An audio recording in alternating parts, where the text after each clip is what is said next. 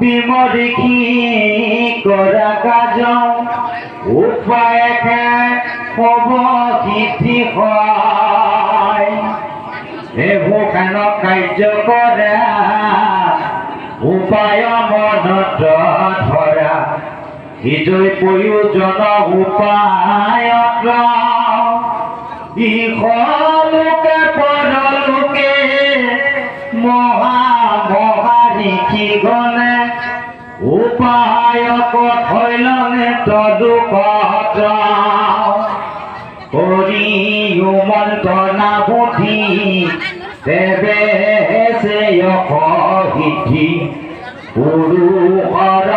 হুৱে নিৰন্তৰ শুনি মহাবীৰ নিপতিৰ গম্ভীৰ ধীৰ ইটো শিক্ষা মহা মহন্ত